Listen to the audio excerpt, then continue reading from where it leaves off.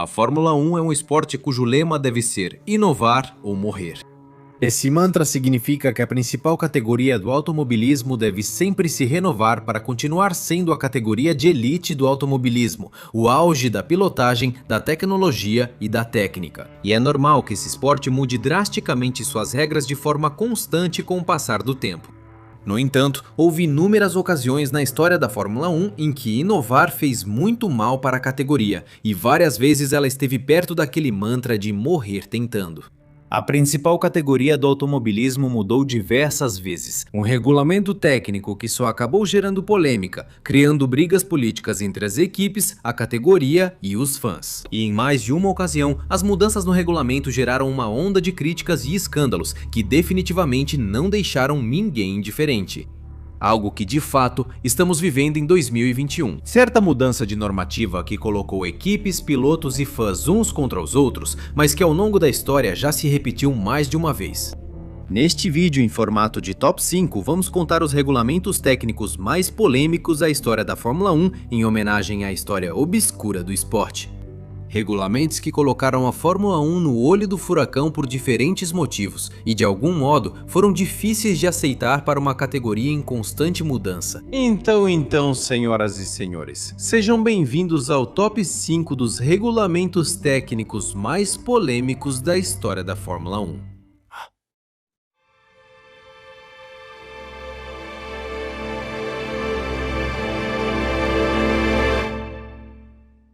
A Fórmula 1 sempre significou risco, pois de uma forma ou de outra estamos falando de um esporte onde os pilotos colocam suas vidas em perigo para competir a mais de 300 km por hora, com o risco de um possível acidente a qualquer momento. Nunca se deve brincar com segurança, que sempre deve ser prioridade.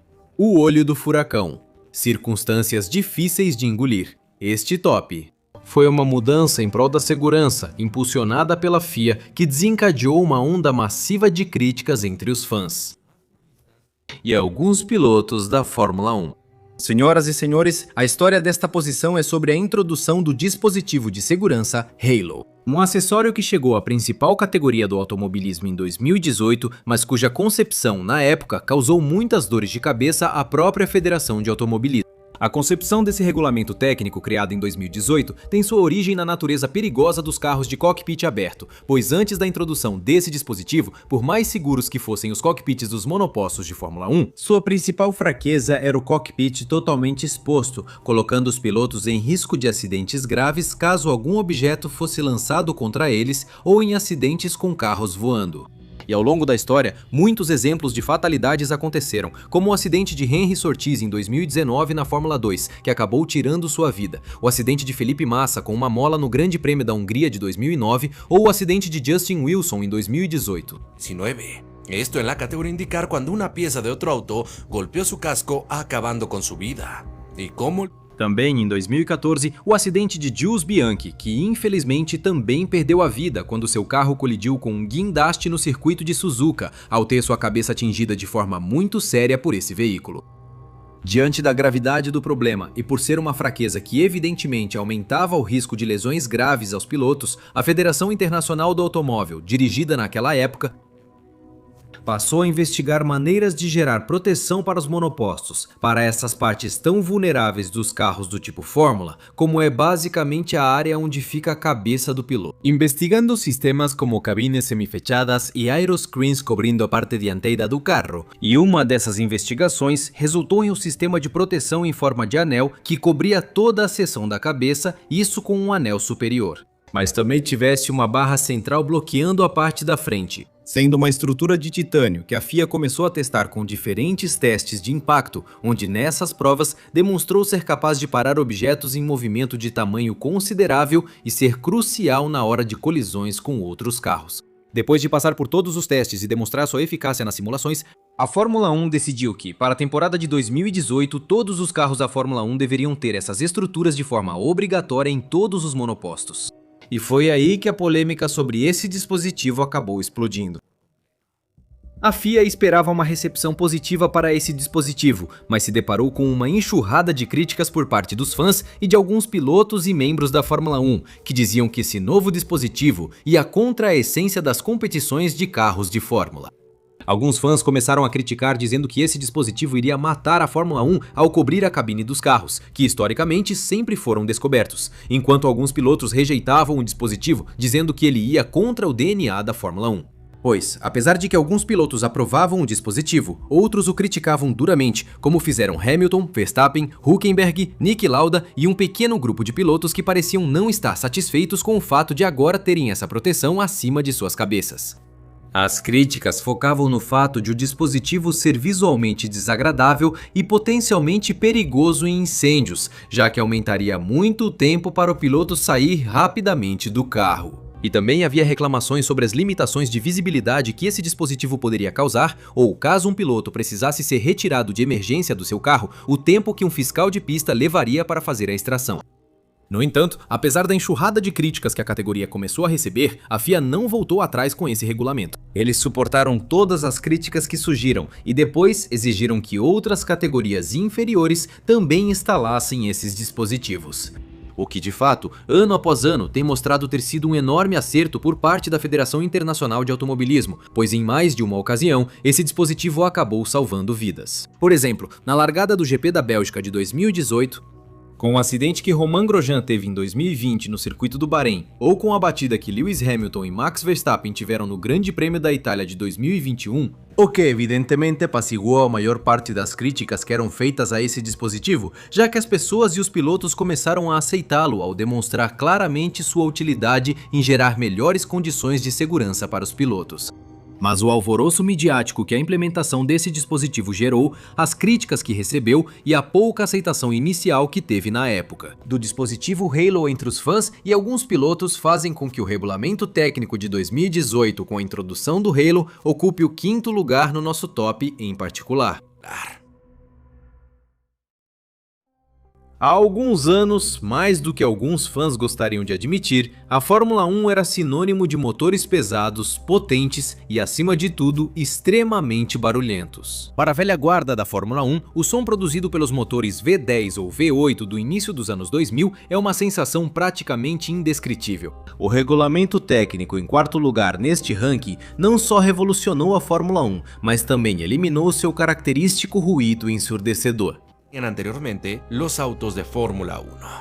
Senhoras e senhores, a história do 4º lugar deste ranking é o regulamento técnico do ano de 2014, aquele que introduziu as unidades de potência híbridas na Fórmula 1, que até hoje continuam sendo bastante criticadas por sua complexidade e por serem pouco atrativas para o público. Mas para contar essa história, primeiro teremos que voltar ao ano de 2011. Nesse ano, o coração dos carros de Fórmula 1 ainda eram os motores aspirados de 8 cilindros que se caracterizavam por ser. No entanto, no mundo, as tecnologias híbridas começavam a ser tendência, com os fabricantes querendo oferecer ao mundo carros mais eficientes e ecológicos do que as opções disponíveis no mercado naquela época, que utilizavam motores a combustão. E construtores como Mercedes ou Renault estavam pressionando fortemente a Fórmula 1 para mudar a direção das unidades de potência que existiam naquele momento, ameaçando até mesmo abandonar a Fórmula 1 se não começassem a adotar tecnologias híbridas em suas unidades de potência. Percebendo a mudança de tendência, a Federação Internacional do Automóvel iniciou entre 2010 e 2011 um novo regulamento técnico para favorecer os construtores da Fórmula 1 diante das novas tendências automobilísticas. Embora desde o ano de 2009 a categoria já tivesse começado a experimentar com a implementação de um sistema chamado GERS, cujas siglas significam Sistema de Recuperação de Energia Cinética, que em essência a potência era de um sistema híbrido que gerava energia elétrica por meio da recuperação, energia que era fornecida. Foi um pequeno passo, mas os construtores acreditavam que não era suficiente. Então, para 2014, começou-se a planejar uma mudança gigantesca. Basicamente, substituir os motores V8 aspirados por motores V4 turboalimentados de 1,6 litros que fossem híbridos, e cuja potência fosse dividida em 80% por combustão e 20% por energia elétrica por meio de elementos como o MGU-K, o MGU-H e as baterias. Esse regulamento técnico foi alvo de críticas de alguns construtores desde sua concepção. Por exemplo, a Ferrari afirmava que essas unidades de potência com motores V4 não tinham utilidade alguma para eles e não poderiam ser usados em seus superesportivos. E diante das pressões, acabou-se apostando em um motor V6 que mantivesse a essência híbrida e que surgiria no ano de 2014 para iniciar uma era completamente nova e muito diferente dentro do grande circo. como essas unidades de potência foram projetadas, criadas e onde estrearam no Gers, Grande Prêmio da Austrália de 2014, e o resultado foi um descontentamento geral. As unidades de potência não eram apenas muito mais caras de desenvolver, mas também eram sumamente complejas, ya que tenían numerosos fallos en sus inicios, que estaba... Entre os fabricantes havia bastante descontentamento com esse regulamento técnico, principalmente porque essas unidades de potência também deram início ao domínio avassalador da Mercedes, que durou de 2014 até 2020. No entanto, o que mais destruiu a Fórmula 1, segundo a crítica dos fãs, é que essas unidades de potência acabaram completamente com o som dos Fórmula 1, que passou de ser totalmente ensurdecedor para um som muito menos potente. Além disso, os carros eram mais lentos com essas unidades de potência do que a geração anterior, e nada ajudava essas unidades de potência, já que os pilotos as criticavam pela falta de emoção que esses novos e complexos motores geravam. Onde até mesmo o próprio chefão da Fórmula 1 na época, Bernie Ecclestone, foi extremamente crítico com essas unidades de potência, dizendo que essa não era a Fórmula 1 e que esses motores matavam a essência da categoria.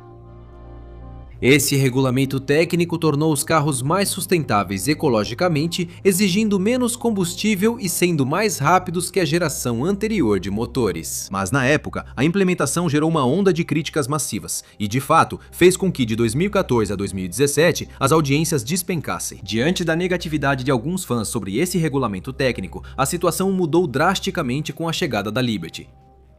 Apesar disso, vendo o destino de marcas como a Renault e exceto a Honda, a Fórmula 1 nunca atraiu novos construtores. Essas unidades de potência ficaram caras, complexas e perderam o som. Criaram uma situação que gerou muita controvérsia ao redor, onde as pessoas não hesitaram em dizer que esse tinha sido um regulamento técnico fracassado, tornando-se rapidamente o regulamento técnico das unidades de potência de 2014 ficou com o quarto lugar no nosso top de regulamentos técnicos mais polêmicos da história da Fórmula 1.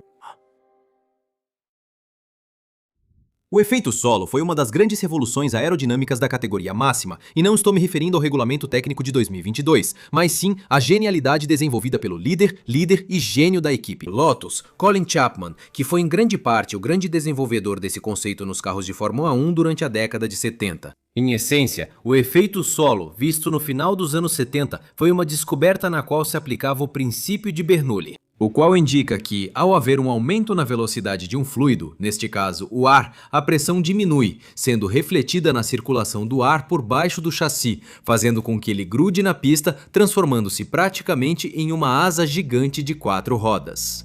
E a Lotus aproveitava esse princípio, baixando os carros o máximo possível colados ao chão, mas utilizando as saias aerodinâmicas nas laterais dos carros para maximizar o efeito solo, fazendo com que esses elementos em particular logo se tornassem extremamente populares no grid do grande circo, devido às vantagens técnicas e aerodinâmicas que proporcionavam, que evidentemente se traduziam em tempos de volta mais rápidos.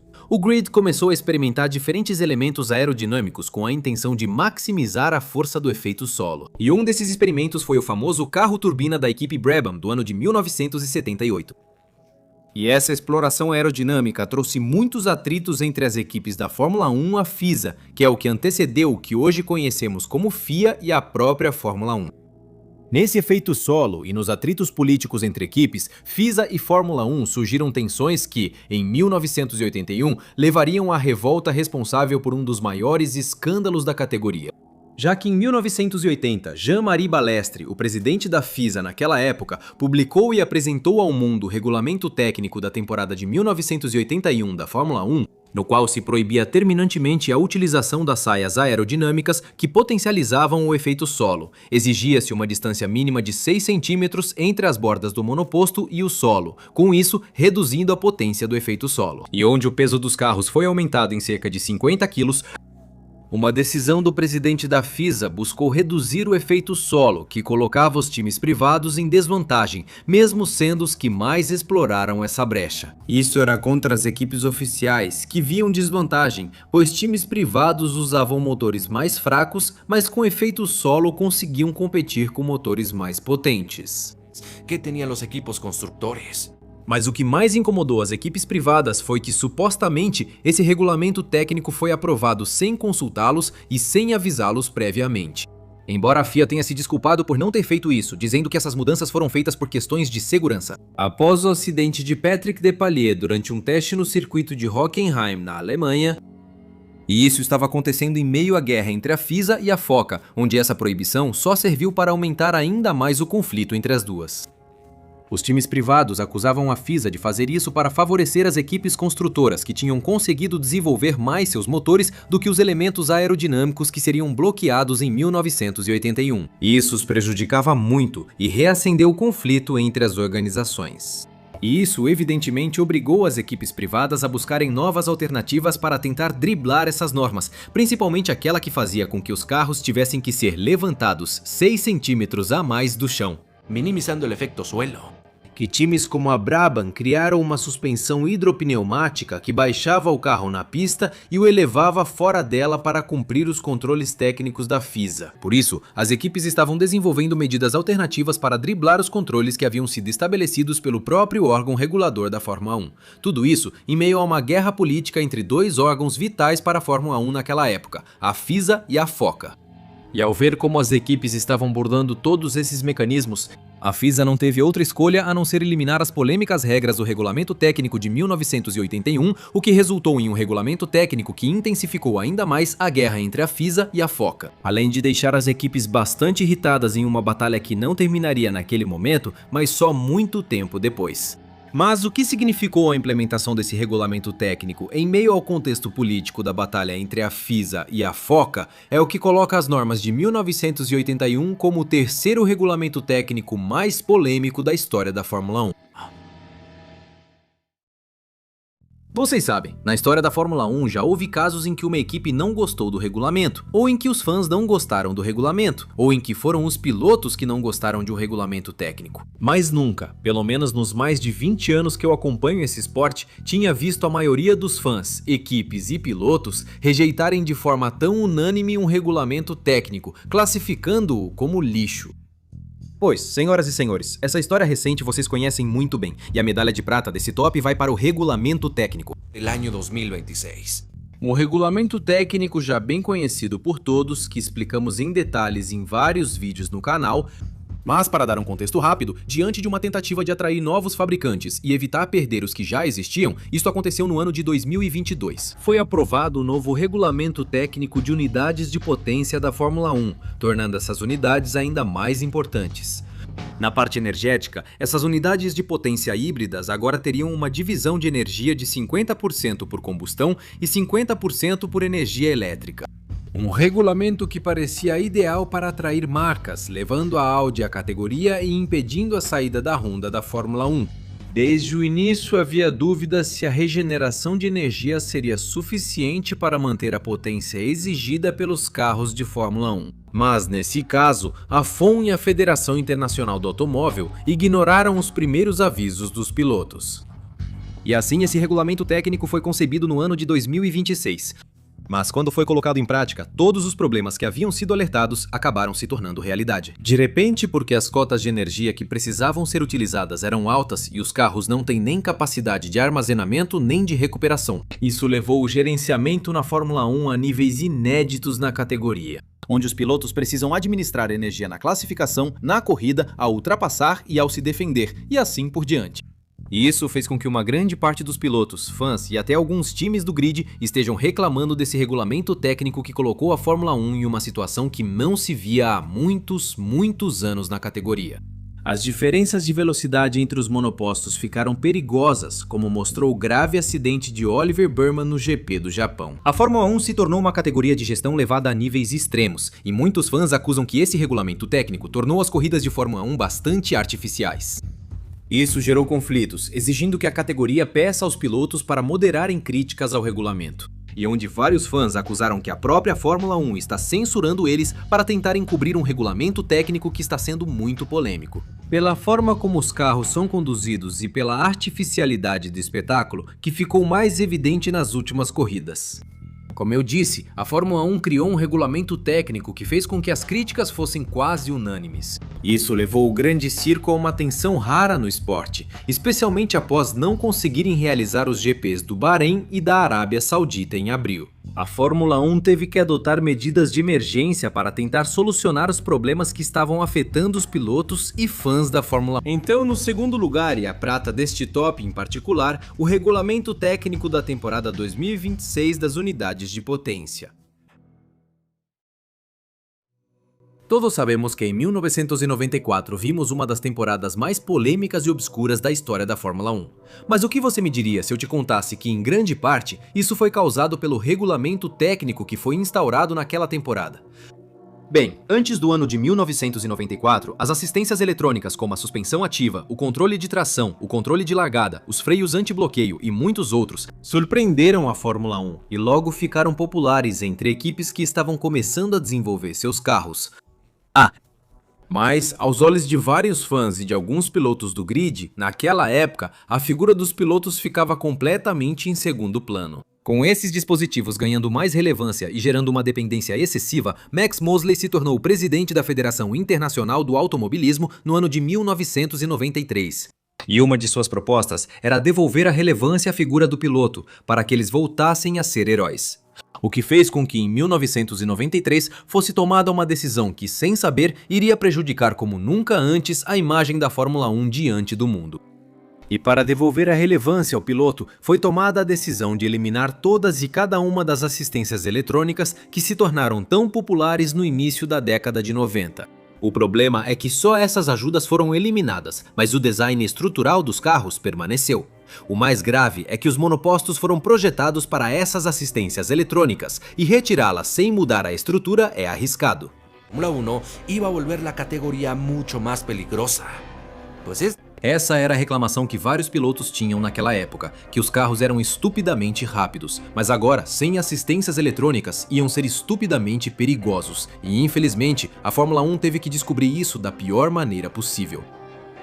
Apenas 3 corridas depois do início do Mundial de Fórmula 1 de 1994, os piores presságios acabaram se confirmando. Os carros eram perigosos, e Barrichello quase morreu nos treinos do GP de San Marino. Mas depois, Roland Ratzenberger perdeu a vida ao bater seu carro na curva Villeneuve, e depois, Ayrton Senna. Da Silva, uma das maiores superestrelas da Fórmula 1, perdeu a vida ao bater seu carro na curva Tamburello durante a corrida. O que acabou confirmando que esses carros sem assistências eletrônicas eram extremamente perigosos. E outro susto acabou acontecendo na categoria quando, semanas depois, no Grande Prêmio de Mônaco, o piloto alemão Karl Wendig se acidentou no circuito de Mônaco e seu acidente o deixou em coma por vários dias. Isso fez com que a FIA tivesse que reagir de emergência e tentar colocar remendos nos carros atuais até poder fazer mudanças estruturais que não podiam ser feitas em 1994 e que teriam que esperar até 1995. Foram feitas algumas mudanças em alguns perfis dos carros, além de que, por emergência, tiveram que ser introduzidas chicanas improvisadas em algumas das curvas mais rápidas do calendário da Fórmula 1, que poderiam ser potencialmente perigosas para os carros daquele 1994.